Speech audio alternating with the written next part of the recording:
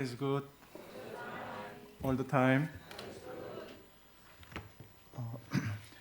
예년보다 조금 늦게 시작된 장마지만 또 장마 전선이 오르락내리락 하면서 전국에 비를 뿌렸고 또 비가 오지 않는 지금은 너무 더워서 또 폭염주의보가 내렸습니다. 하나님께서 장마와 이 더위 가운데 저희를 또 보호해 주시고 지켜 주시기를 기도합니다. 오늘은 말씀을 시작하기 전에 유명한 미술 작가의 한 작품을 보고 시작하고자 합니다. 이 작품이 누구의 작품인지 아십니까? 아시죠? 예, 그 절규라고 하는 그 에드바르 뭉크의 작품입니다. 그는 고독과 절망의 아이콘으로 비극적 삶을 예술로 승화시킨 화가로 알려져 있습니다. 그러면 다음 그림 중에 어느 그림이 워낙에 패러디한 그림들이 워낙 많아가지고 어느 그림이 뭉크의 작품일까요? 1번 중에서 예? 1번 2번 없습니다. 3번 4번 예, 전부 다 뭉크의 작품입니다. 이게 4개를 다 그랬더라고요 보니까. 그래서 1번과 4번은 1893년 또 1910년에 템페라 화법으로 계란을 이렇게 묻혀가지고 좀 이렇게 기법이 있는 것 같습니다. 그린 작품이고 2번은 1893년 크레용으로 그린 거고 3번은 1895년 파스텔로 그린 작품이라고 합니다. 우리의 가장 많이 알려진 작품은 1번이죠, 그죠? 아까 많이 손을 드셨는데, 근데 이 그림의 좌측 상단에 보면 다음 그림 잠깐. 노란색으로 표시된 부분을 자세히 보면 얼룩이 보인다고 합니다. 이 1번 그림에만 있는 얼룩인데요. 그래서 흐릿하게 연필로 쓰여진 글귀라고 합니다. 처음에는 누군가가 낙서해 놓은 것이라 여겼지만 저기에서 촬영을 통해 그 100년 후에 그 글씨를 분석해 보니까 이렇게 쓰였다고 합니다. 노르웨이어로 칸쿤 베르말렛 아펜 갈만.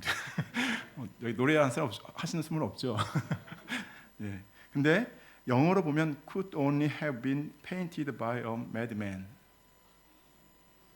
오직 미친 사람만 그릴 수 있는 작품이라고 그렇게 써 있다고 합니다. 나중에 글자를 비교해 보니까 뭉크 자신이 써놓은 글귀였다고 합니다. 이 그림에 대한 사람들의 혹평에 대한 반응이었는지 모르겠습니다. 굉장히 많은 비평이 있었거든요, 이 그림을 보고. 또 그림의 주인공은 뭉크의 절규보다 더 절규 같은 세상에서 살아가는 사람들의 자아상일 수 있습니다. 오늘 말씀에는 이와 같은 모습의 마게도냐 사람이 환상 가운데 바울에게 나타나 마게도냐로 건너와서 우리를 도우라 청하는 장면이 나옵니다. 또 하나님께서는 아시아 지역을 개척하고자 하는 바울의 계획을 막으시고 마게도냐로 인도하셨습니다. 이를 통해 예수 그리스도의 생명의 복음이 아시아를 넘어 유럽으로 퍼져나가게 되었습니다. 역사학자 아놀드 토인비는 드로아에서 바울을 태우고 빌립보로 건너갔던 그 배가 바로 유럽의 역사를 바꾸는 배였으며 유럽 문명사의 미래를 안고 가던 배였다라고 증언하였습니다. 이 과정 속에는 이 일을 이루고자 하시는 하나님의 강력한 의지와 계획이 담겨져 있고 이를 성령께서 인도하시며 이루어 가셨습니다. 이 시간 말씀을 통하여 저희 삶 속에서도 하나님의 크신 뜻과 계획 속에 인도하시는 성령님의 역사를 인식하고 또 성령님의 방향에 믿음으로 순종하며 나아갈 수 있기를 간절히 기도합니다. 제가 기도하고 오늘 말씀의 제목은 마게도냐를 건너와서 우리를 도우라입니다. 16장 9절 말씀 같이 한번 읽겠습니다. 시작.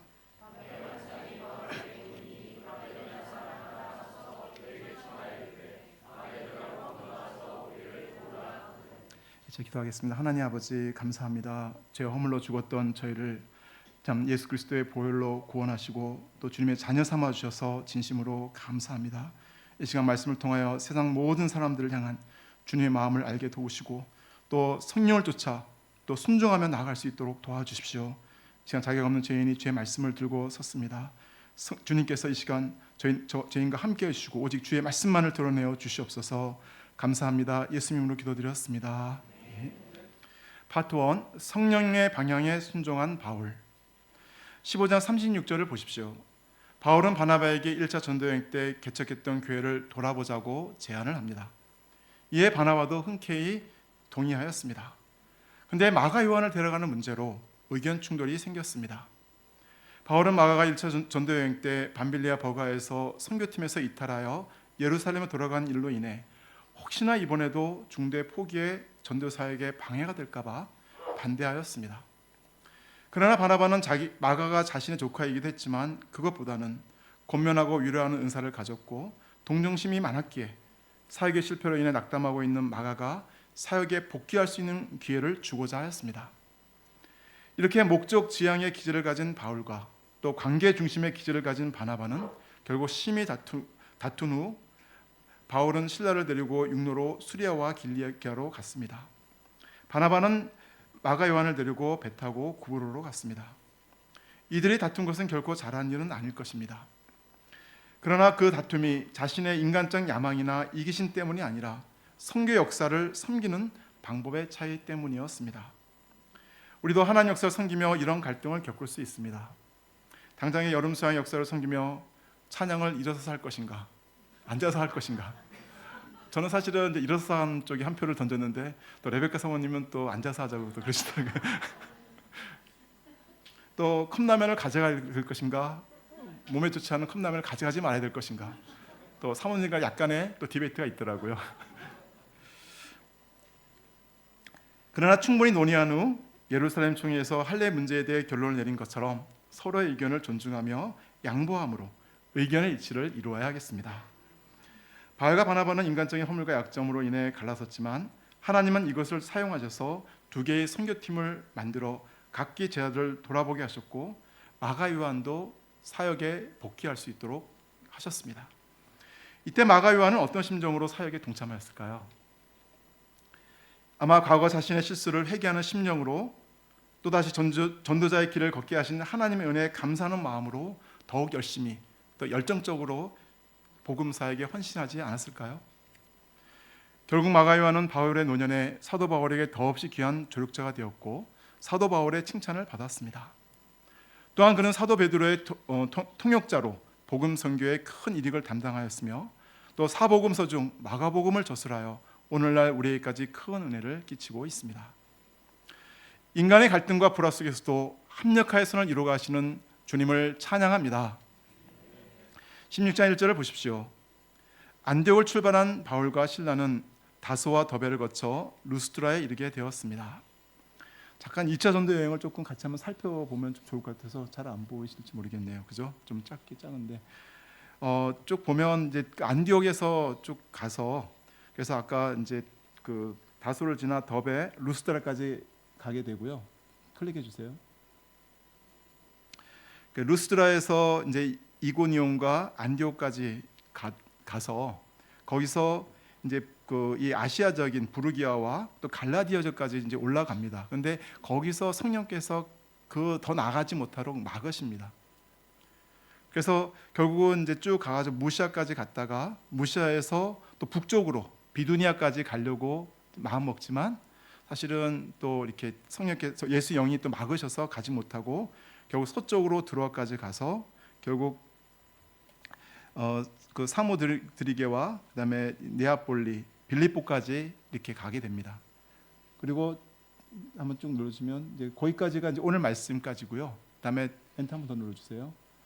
그래서 쭉 저렇게 해서 이제 나머지 이제 이쪽 그 마게도니아와 아가야 지역을 거친 다음에 가이사라 돌아오는 요 일정이 2차 전도 여행입니다. 그래서 한 3년에 걸친 전도 여행이었고요. 그리고 한 4,500에서 한 5,600km 정도를 아마 갔던 여행이라고 합니다. 근데 여기 루스드라에서 사도 바울은 1차 전도여행 때 제자로 삼았던 디모데를 만나게 됩니다. 그의 어머니는 유대인이었고 아버지는 헬라인으로 다문화 가정의 자녀였습니다. 그러나 어려서부터 신앙이 좋은 어머니 유니게와 외할머니 로이스로부터 좋은 신앙을 물려받아 성경 말씀대로 살았습니다. 그로 인해 루스드라와 이고니아에 있는 형제들로부터 칭찬을 받고 있었습니다. 3절을 보십시오. 바울은 헬라인 제자에 대해서는 할례를 행하지 않았습니다. 할례에 대해 예루살렘 총회에서 구원의 조건이 아님을 분명히 했기 때문입니다. 그러나 바울은 장차 이 지역 헬라인뿐 아니라 유대인들의 영적 지도자가 될 디모데에 대해서는 복음 전파에 걸림이 되지 않도록 할례를 행하였습니다. 이후 바울은 이고니온, 비시디의 안디옥을 지나 전도여행 때 개처가 했던 소아시아 여러 지역을 돌며 제자들을 믿음 위에 굳게 세웠습니다. 그리고 그 여세를 몰아 소아시아 다른 지역도 개척하고자 하였습니다. 그런데 하나님이 이것을 막으셨습니다. 6절 7절을 한번 다 함께 읽어보겠습니다. 시작. 성령이 아시아에서 말씀을 전하지 못하게 하시거늘 그들이 부르기아와 갈레아디아 땅으로 다녀가 무시아 앞에 이르러 비두니아로 가고자 했을 때 예수의 영이 허락하지 아니하시니라. 그 지도에서 보면 아까 초록색 부분을 표시된 것처럼 부르기아, 갈라디아, 또 비두니아로 가고자 애를 썼습니다. 아마 바울은 우상 숭배와 마술과 음행에 빠져 있는 이들에 대한 상한 목자의 심령을 갖고 있었습니다. 또한 또 이곳을 개척하고자 하는 개척 정신도 충만하였습니다. 그러나 성령께서 모두 막으셨습니다.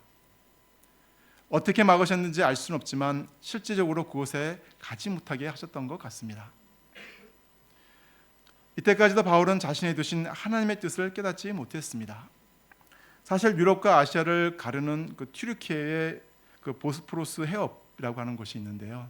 사실은 그 드루아보다는 더 북쪽에 있는 그 튀르키예 지역인데 그쪽은 폭이 1km도 안 된다고 합니다. 그래서 이쪽 튀르키예 쪽에서 아시아 쪽에서 유럽 쪽을 보면 다 보이고 그 집 같은 것들이 지금은 다리까지 연결돼 있어서 다니고 있는 곳입니다. 근데 바울은 뻔히 보이는 바다 건너편 유럽을 보지 못했습니다. 아니, 보지 않았던 것 같습니다. 유대인이자 아시안이었던 바울은 유대 민족주의 한계를 벗어던지고 아시아의 복음을 전하고자 하는 비전을 품었었습니다. 그러나 그의 비전은 거기까지였습니다. 유럽에 지배하여 있던 아시아인으로서의 정체성은 바다 건너 보이는 유럽을 바라보지 못하도록 하였습니다. 그러나 하나님의 눈은 아시아를 넘어 유럽과 그 너머 온 세상을 바라보고 계셨습니다. 8절 9절을 보십시오. 다 함께 한번 읽어보겠습니다. 시작. 무시아를 지나 드로아로 내려갔는데 밤에 환상이 바울에게 보이니 마게도냐 사람 하나가 서서 그에게 청하여 이르되 마게도냐로 건너와서 우리를 도우라 하거늘. 바울은 북쪽을 막으시니 서쪽으로 내려가 드로아라는 곳에 이르렀습니다. 그는 아시아 선교를 막으시는 하나님으로 인해 답답한 마음을 안고 기도하였을 것입니다. 그날 밤 하나님은 바울에게 환상을 보여주셨습니다. 아까 뭉크의 절규에 나오는 사람과 같은 빼빼마른 마게도냐 사람이 나타나 손짓을 하며 간절히 애원하였습니다. 이리로 건너와서 우리를 도와주세요. Help us, help us. 마게도냐 사람들의 영혼의 절규를 듣게 하셨습니다. 사실 마게도냐는 알렉산더 대왕의 고향으로 세계를 정복한 강대국입니다. 또한 이곳은 헬라 문화가 꼽힌 곳으로 고린도에서는 철학자를 만나지 않고는 거리를 거닐 수 없을 정도였습니다. 또한 이들은 로마의 물질 문명 속에서 풍요롭고 호화로운 생활을 하였습니다. 그들은 지성인이요 문화인이요 또 선진국 백성들이었습니다. 그러나 이들의 영적 상태는 어떠합니까? 많은 사람들이 내면의 불안 때문에 점을 치다 보니 점쟁이 재벌들이 많았습니다. 또 미신과 우상 숭배와 쾌락에 빠져 살다가 악령에 시달리며 고통하고 있었습니다. 하나님은 이들도 구원하기를 원하셨습니다. 또한 당시 세계의 중심지인 그리스와 로마를 통해 예수 그리스도의 생명의 복음이 온 세상에 퍼져나가기를 원하셨습니다. 바울은 아시아만을 바라보았지만 하나님은 세계를 바라보도록 바울에게 환상을 보여주셨던 것입니다.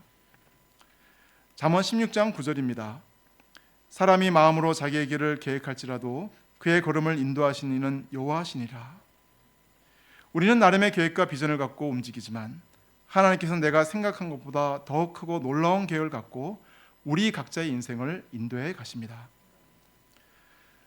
바울은 주님이 보여주신 환상에 대해 어떻게 반응하였습니까? 10절을 다 함께 읽어보겠습니다. 시작. 바울이 그 환상을 보았을 때 우리가 곧 마게도냐로 떠나기를 힘쓰니 이는 하나님이 저 사람들에게 복음을 전하라고 우리를 부르신 줄로 인정함이라.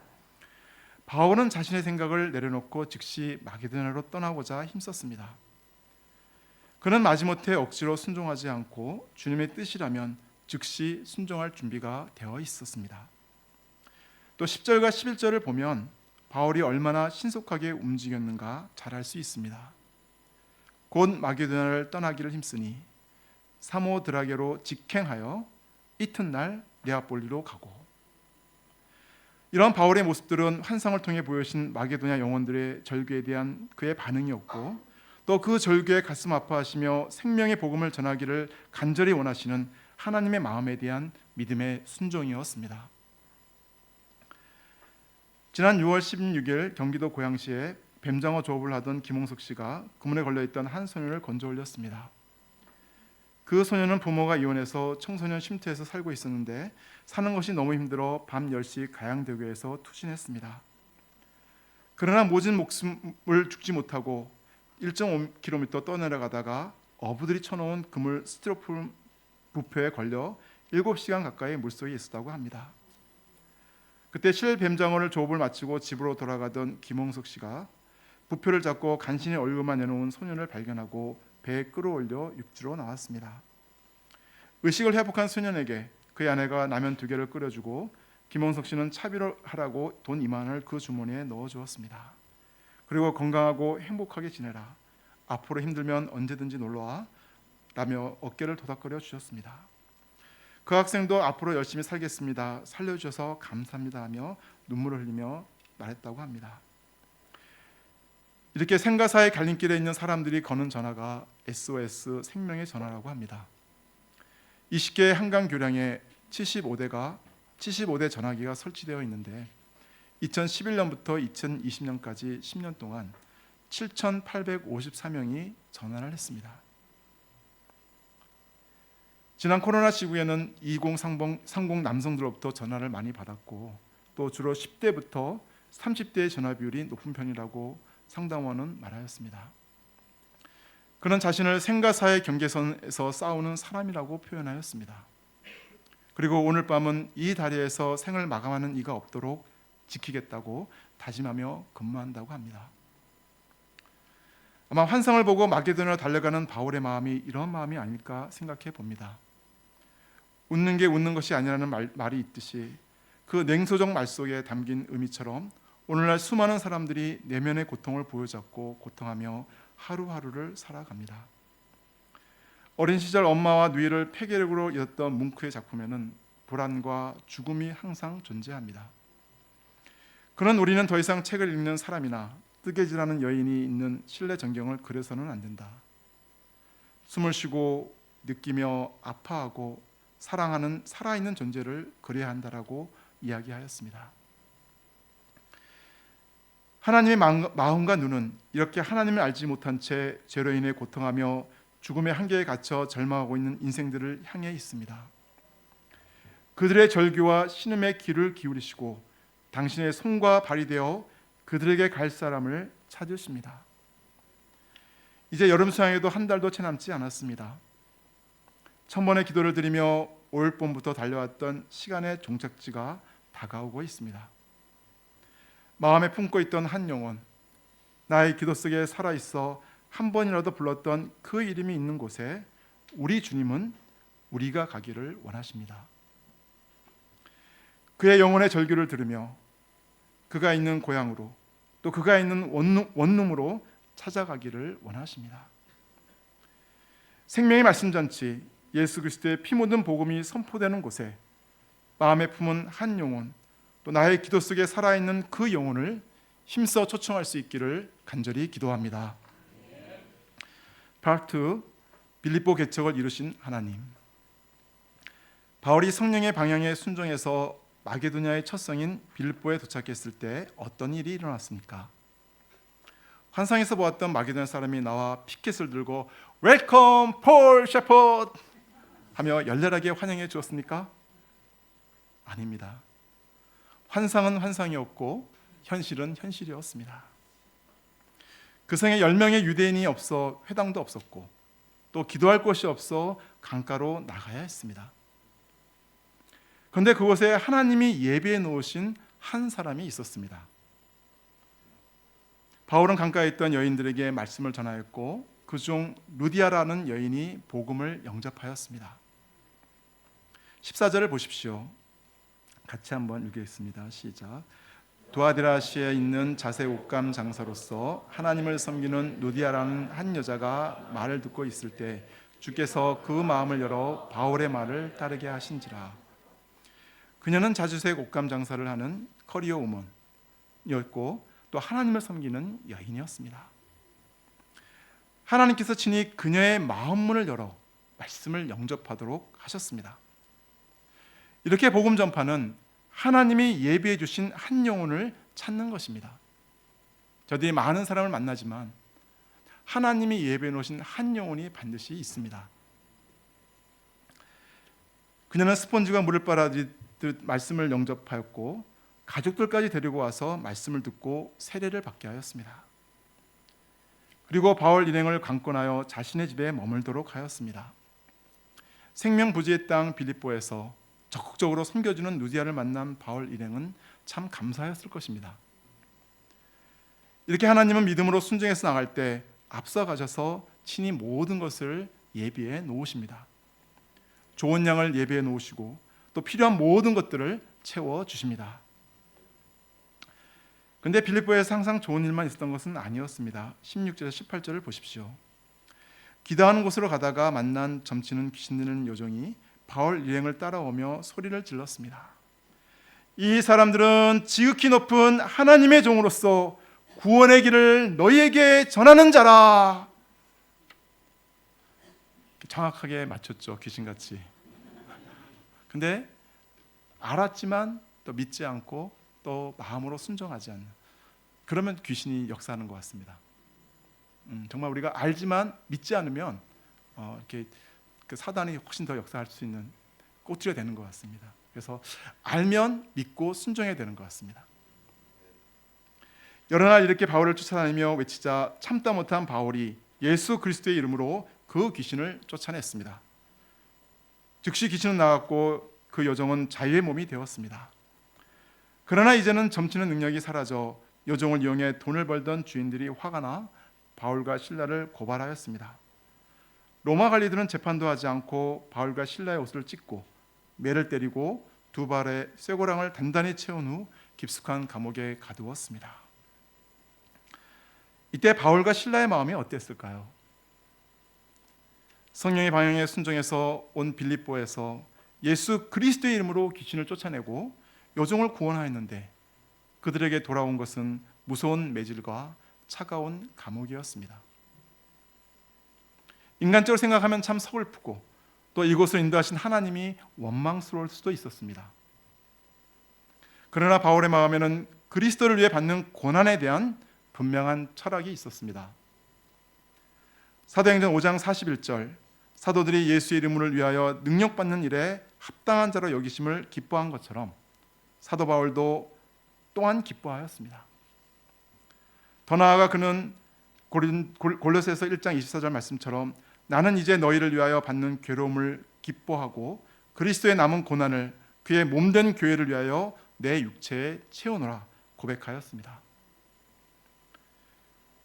그때 그들은 발에 쇠고랑이 채워져 있어도 깊은 감옥에 갇혔어도 심지어 매를 맞아 고통 가운데 있다 할지라도 주님으로 인한 기쁨과 감사가 그 심령에 차고 넘쳐 한밤 감옥에서 하나님께 기도하며 찬양을 불렀습니다.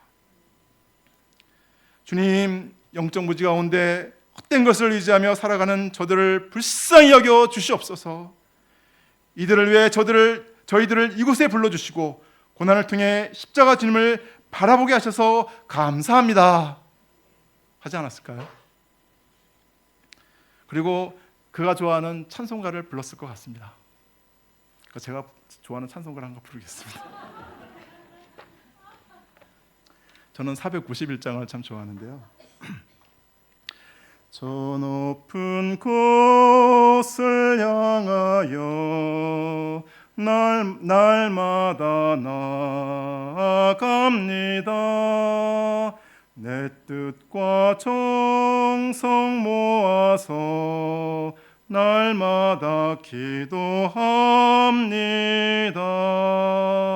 내 주여 내 맘 붙드사 그곳에 있게 하소서.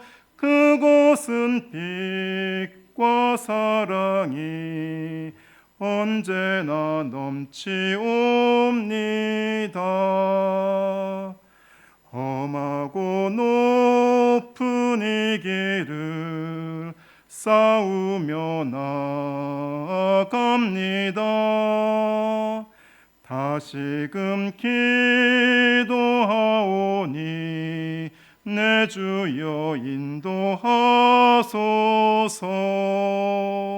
내 주여 내 맘 붙드사 그곳에 있게 하소서. 그곳은 빛과 사랑이 언제나 넘치옵니다.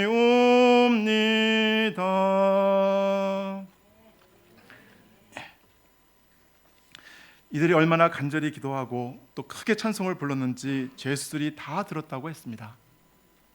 여기서 들었다는 단어는 에파크로아오마이, 즉 주의 깊게 듣다는 뜻이라고 합니다. 사울과 신라가 얼마나 감동적으로 찬양을 부르고 또 얼마나 간절하게 기도했는지 제수들도 감동을 받았던 것 같습니다. 이때 무슨 일이 일어났습니까? 26절을 보십시오. 같이 한번 읽어볼까요? 시작. 이에 갑자기 큰 지진이 나서 옥토가 움직이고 문이 곧 다 열리며 모든 사람의 메인 것이 다 벗어진지라. 갑자기 큰 지진이 일어났습니다. 옥토가 흔들렸습니다. 감옥의 모든 문들이 열렸습니다. 또 죄수들을 얽매고 있던 쇠고랑이 풀렸습니다. 이 찬송의 능력, 기도의 능력이 무엇입니까? 우리 영혼을 사로잡고 있는 모든 죄의 사슬을 끊고 악한 영을 물리치고 자유롭게 하는 능력이 있습니다. 시편 40편 5절입니다. 내 영혼아 내가 어찌하여 낙심하며 어찌하여 내 속에서 불안해하는가. 너는 하나님께 소망을 두라. 그가 나타나 도우심으로 말미암아 내가 여전히 찬송하리로다. 전마르코 목사님은 작년 6월 5일 온라인으로 진행됐던 학사 수양의 직전에 허리 디스크가 갑자기 터지면서 앉지도 일어서지도 못하고 그냥 누워 있어야만 되었습니다. 누워 있어도 조금만 움직이면 허리가 끊어질 듯한 통증 때문에 이틀 동안은 조금도 움직일 수 없었다고 합니다. 학사 수양의 분반 기도였지만 겸손히 내려놓고 누워서 센터 쪽 신간 5층에 한 방을 차지하고 누워서 주의 말씀과 소감을 들었습니다. 이때 그 마음에 조금의 원망과 불평도 들지 않았다고 합니다. 도리어 말씀과 소감과 찬양을 통해 부어주시는 주님의 은혜에 감격하고 감사하며 주께 기도하였습니다. 또 찬송가 413장 내 평생에 가는 길을 계속 부르며 주님께 찬양을 드렸습니다.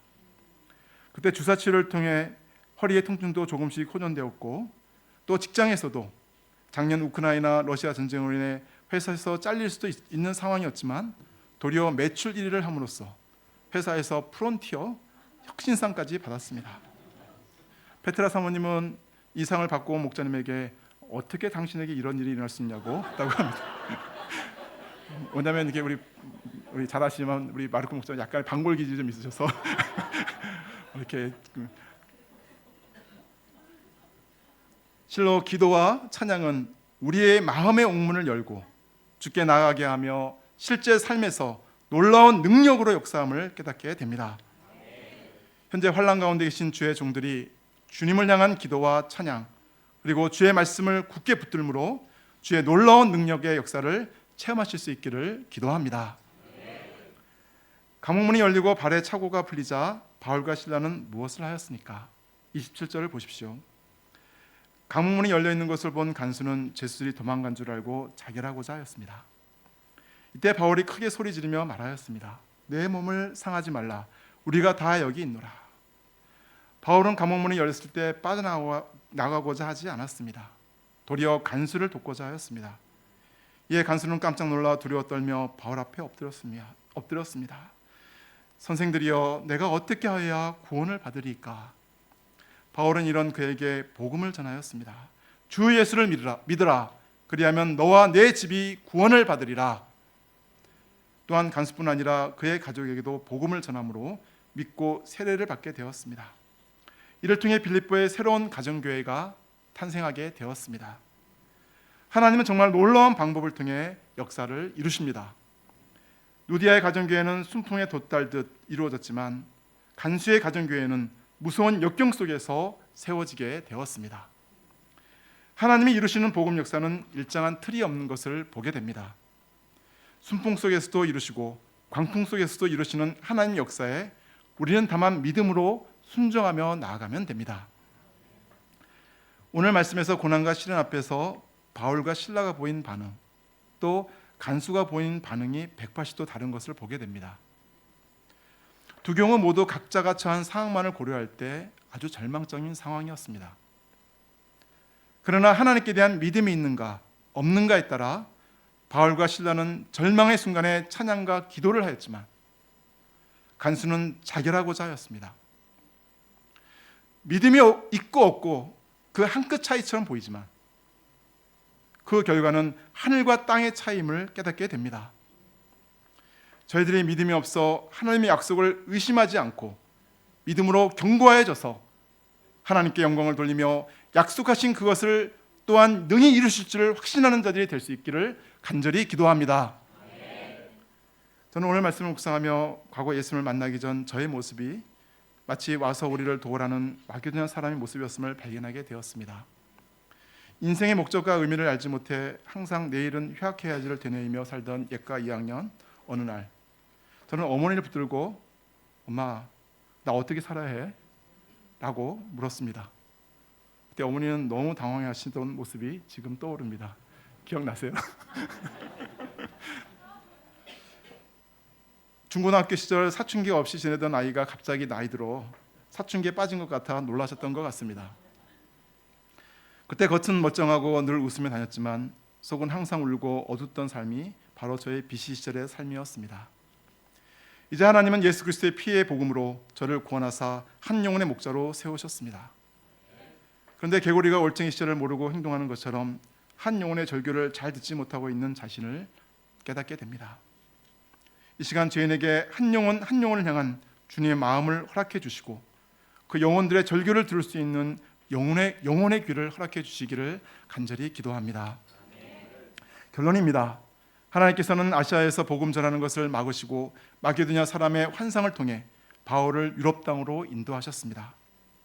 유럽의 첫 관문인 빌립보에서 다양한 방법으로 개척 역사를 이루셨습니다. 오늘날도 하나님께서는 저희들을 통해 놀랍고 다양한 방법을 통해 생명권 역사를 이루실 것을 믿습니다. 다만 성령의 방향에 순종하며 주의 마음으로 보내어진 영혼들을 바라보며 구원의 손길을 내밀 때 주께서 친히 역사해 주실 것입니다. 저희가 어떤 상황 속에서도 이 주님을 향한 찬양과 기도가 끊어지지 않게 하시고 또 주의 말씀을 더욱 굳게 붙들고 믿음으로 나아가는 삶이 될 수 있기를 간절히 기도합니다. 자, 기도하겠습니다. 은혜와 사랑이 충만하신 하나님 아버지, 이리로 와서 우리를 도우라 외치는 영혼들의 절규를 듣게 하시고 또 그들을 향한 주님의 마음을 덧입혀 주셔서 믿음으로 그들에게 나아갈 수 있도록 도와주십시오. 어떤 상황 속에서도 주님을 향한 찬양과 기도를 놓치지 않고 주의 생명의 말씀을 굳게 붙들고 또 믿음으로 나아갈 수 있도록 도와주시기를 간절히 기도합니다. 오늘 귀한 말씀을 감사합니다. 예수 그리스도 이름으로 기도드렸습니다. 네.